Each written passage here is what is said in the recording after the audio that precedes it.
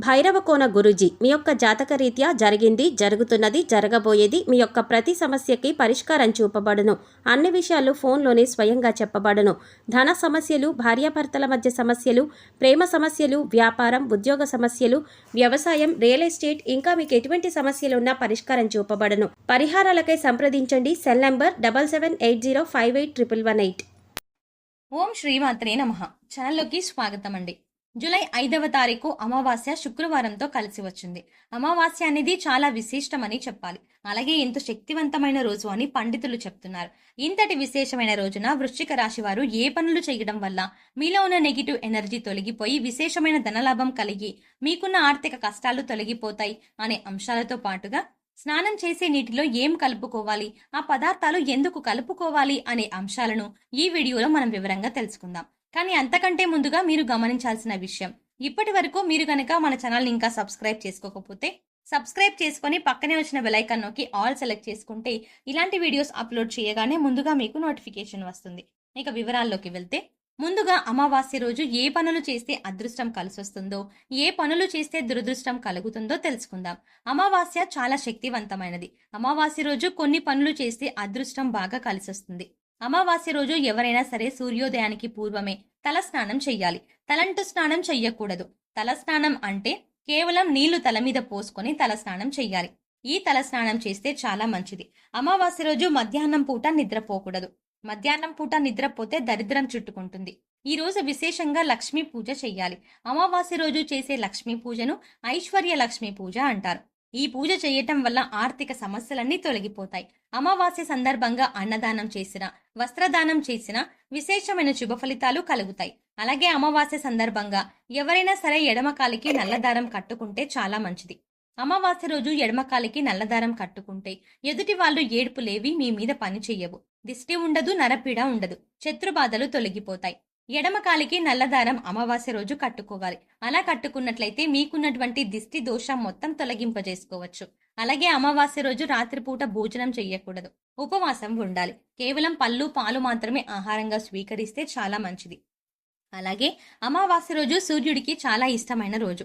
అందుకే ఎవరైనా సరే అమావాస్య సందర్భంగా సూర్యుడికి ఆర్జ్యం ఇస్తే, అంటే సూర్యుడికి నీటిని సమర్పిస్తే జాతక దోషాలు తొలగిపోతాయి. అంటే రాగి చెంబులో నీళ్లు తీసుకొని ఆ నీళ్లలో ఎర్ర పుష్పము, చిటికెడు కుంకుమ పువ్వు, కొద్దిగా గంధం కలిపి తూర్పు వైపు తిరిగి ఓం సవిత్రే నమః అని 12 సార్లు జపించి సూర్య భగవానుడికి ఆర్జ్యం ఇచ్చినట్లయితే విశేషమైన ఫలితాలు కలుగుతాయి.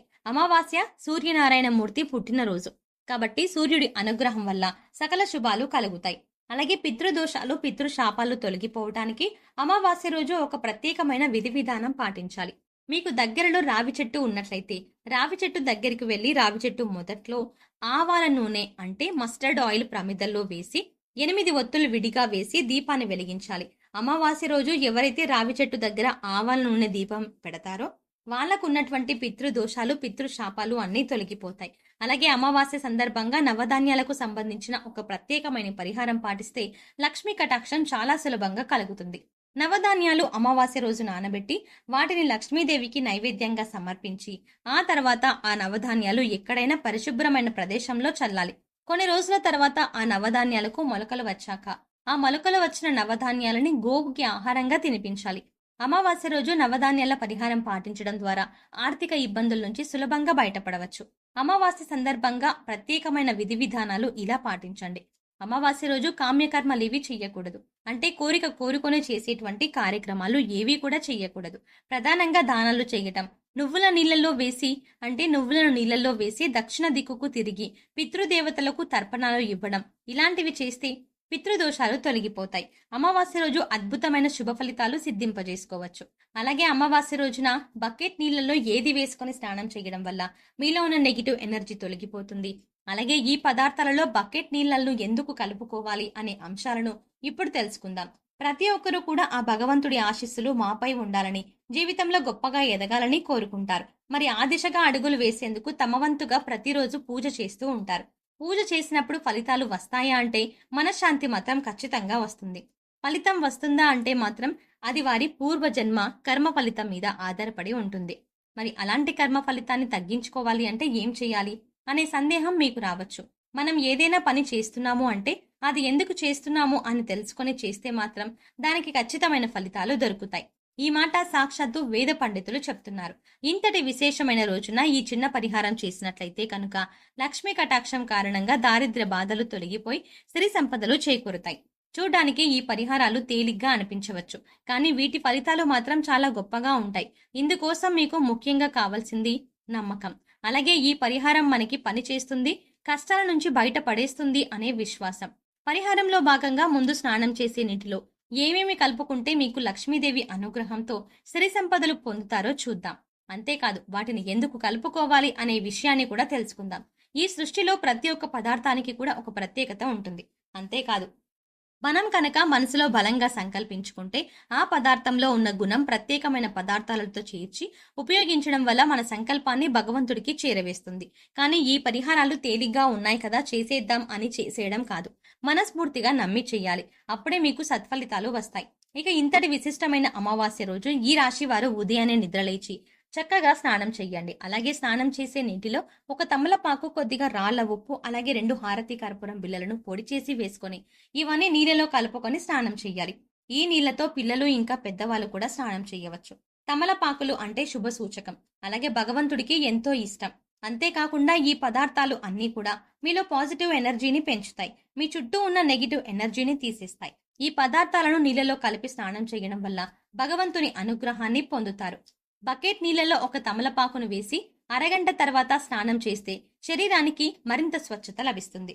ఒంట్లో ఉండే నెగిటివ్ ఎనర్జీ అంతా తొలగిపోతుంది. ఇక రెండో పదార్థం మనం నీళ్లలో కలిపింది రాళ్ల ఉప్పు. ఈ రాళ్ల ఉప్పు నీళ్లలో కలపడం వల్ల మనలో ఉన్నటువంటి నకారాత్మక శక్తి అనేది తొలగిపోతుంది, అంటే నెగిటివ్ ఎనర్జీ. వాస్తవానికి చెప్పాలంటే మనకు తెలియకుండా మన మీద ఒక రకమైనటువంటి నకారాత్మక శక్తి పనిచేస్తూ ఉంటుంది. ఇక ఇలాంటి నకారాత్మక శక్తి ఉన్నప్పుడు మనం చేసే పనుల్లో ఆటంకాలు రావడం, అలాగే ఆర్థికంగా కుంగిపోవడం, ఇలాంటివన్నీ చూస్తూ ఉంటాం. ఇక ఈ నకారాత్మక శక్తి నుంచి బయటపడడానికి చిన్న చిన్న పరిహారాలు చేసుకుంటే సరిపోతుంది. దాన్ని తొలగించుకోవడానికి రాళ్ల ఉప్పు మనకు ఎంతగానో సహాయపడుతుంది. ఇక మూడవ పదార్థం మనం నీళ్లలో కలిపింది కర్పూరం బిళ్ళలు. ఇలా 2 కర్పూరం బిళ్ళలను పొడి చేసి నీళ్లలో కలపడం వల్ల మనలో దైవ భావం పెంపొందుతుంది. దీని నుంచి వచ్చే సువాసన మనలో ఉన్న చెడు ఆలోచనలు తొలగించి ఆధ్యాత్మికం వైపు మనల్ని నడిపిస్తుంది. సో చూసారు కదండి, జూలై 5వ తారీఖు అమావాస్యతో కలిసి వచ్చిన శుక్రవారం రోజున ఈ రాశి వారు ఏ చిన్న పరిహారం చేయటం వల్ల వీరి జీవితంలో ఉండే కష్ట నష్టాలు అన్నీ తొలగిపోతాయి అనే అంశాలతో పాటుగా అమావాస్య రోజు స్నానం చేసే బకెట్ నీటిలో ఏది కలుపుకొని స్నానం చేయడం వల్ల నెగిటివ్ ఎనర్జీ తొలగిపోయి ఆర్థికంగా అభివృద్ధి చెందుతారు అనే అంశాలను ఈ వీడియోలో మనం వివరంగా తెలుసుకున్నాం కదా. ఈ వీడియో మీకు నచ్చినట్టయితే ఖచ్చితంగా ఒక లైక్ చేయండి. అలాగే మీ ఫ్రెండ్స్ అండ్ ఫ్యామిలీలో ఎవరైనా వృశ్చిక రాశి వారు ఉన్నట్లయితే వారితో ఈ వీడియోని షేర్ చేసుకోవడం మాత్రం మర్చిపోకండి. అంతకంటే ముందుగా ఎంతో విలువైన ఈ సమాచారాన్ని మీరు ఖచ్చితంగా వృశ్చిక రాశి వారికి చేరవేసేలా మీరు ఈ వీడియోని వారికి షేర్ చేయండి. అంతకంటే ముందు మీరు ఇప్పటి వరకు మన ఛానల్ని ఇంకా సబ్స్క్రైబ్ చేసుకోకపోతే వెంటనే సబ్స్క్రైబ్ చేసుకోండి. అలాగే పక్కనే ఉన్న బెల్ ఐకాన్ని క్లిక్ చేసి అందులో ఆల్ అప్డేట్స్ని క్లిక్ చేస్తే మేం చేసే ప్రతి వీడియో అప్డేట్ మీ మొబైల్కి నోటిఫికేషన్గా వస్తుంది. మరో చక్కటి వీడియోతో మళ్ళీ కలుద్దామండి.